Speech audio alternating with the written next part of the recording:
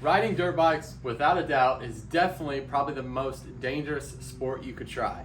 But if you know how to do it right, it's really not that dangerous. In this video, I'm going to break down what you can actually do to become a safer rider and even a stronger rider as well.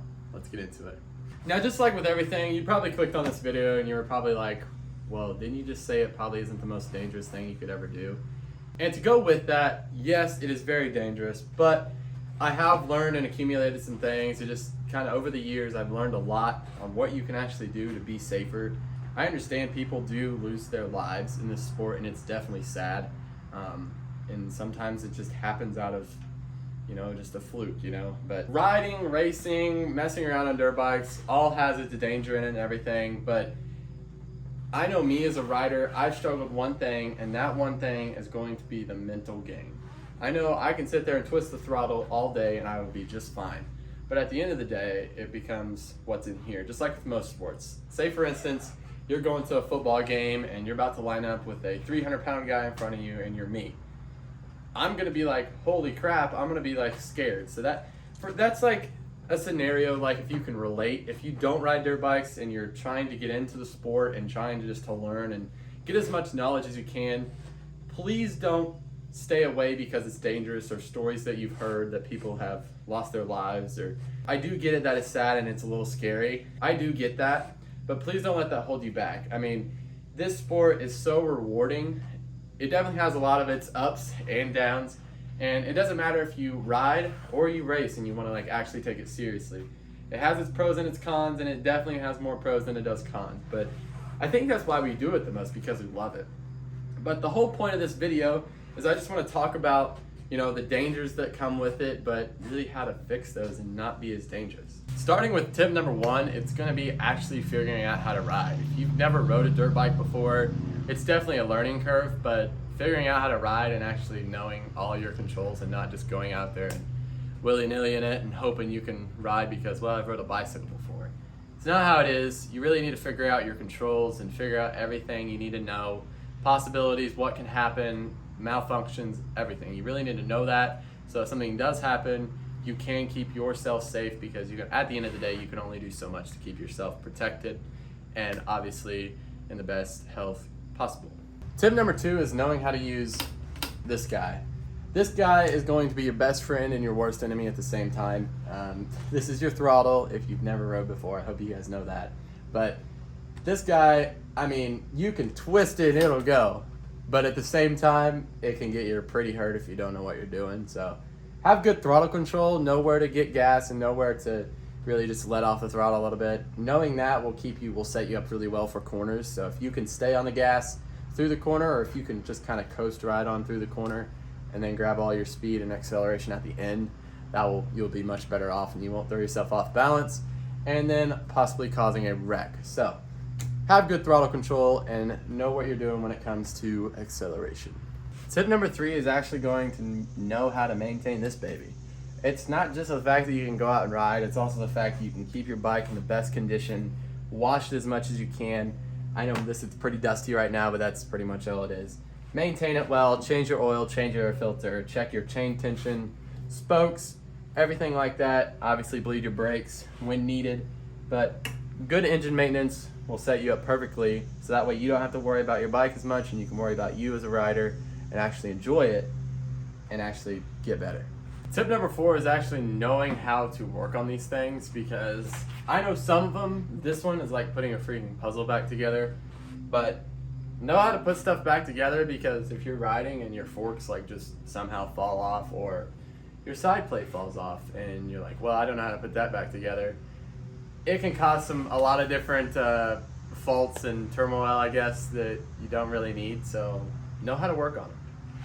And my last and final tip, which you guys have probably been waiting for, is going to be body position. Now, knowing where you need to be on the bike will set you up great for pretty much any terrain. Whether you're riding woods, enduro, track, anything of that sort, the attack position is going to be your best friend. Now, if you guys don't know what the attack position is, basically it is having your 3 points of contact. So your first point is going to be your feet. So I'm going to have my balls on my feet right here. So that's 1 point. And then your knees. So you need to be squeezing with your knees. So I'm going to grip the bike right about here.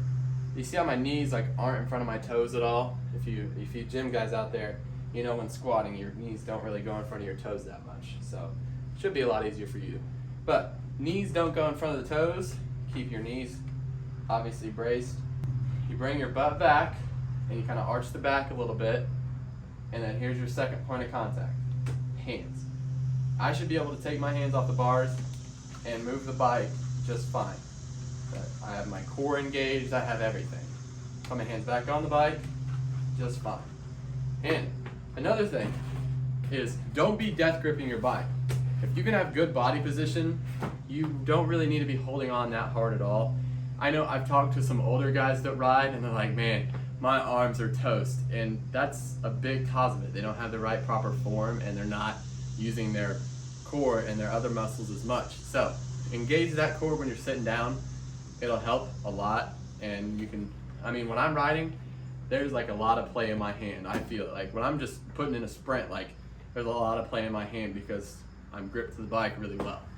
Now I know later into a moto or later into a ride, it's a lot harder to maintain good form, and that's okay. But as long as you can remember the 3 points of contact, the feet, the knees, and the hands, and obviously keeping a straight back, you'll be great. It'll really help you in the long run if you can have a good body position, because when it comes to jumping, cornering, anything, whether that's enduro, trail, motocross, you're all going to encounter stuff that's cornering, ruts, and stuff like that.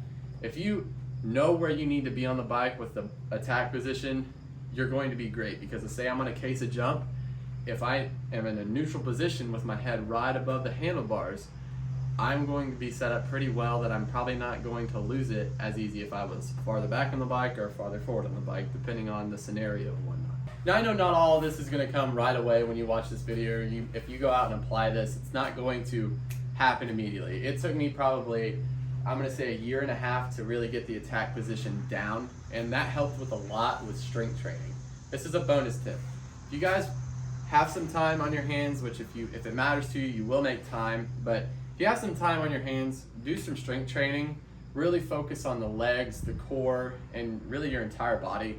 It'll overall help your health, and obviously everybody knows that it'll help your health, but when it comes to crashing, your bones aren't as brittle. So say I wreck, my arm's not going to snap as easy if I am constantly working it, putting it under tension, as someone that doesn't really strength train as much. So cardio, strength train will set you up great as a rider. Now I know I threw a lot of tips at you guys, and I know it's probably a lot to take in. If I didn't explain something the best, go down in the comment section. I would be happy to tell you guys and talk to you more about it. If you have any more questions, head over to the Instagram, follow me, shoot me a DM and say, hey, I have a question about the video. I'll be more than happy to help.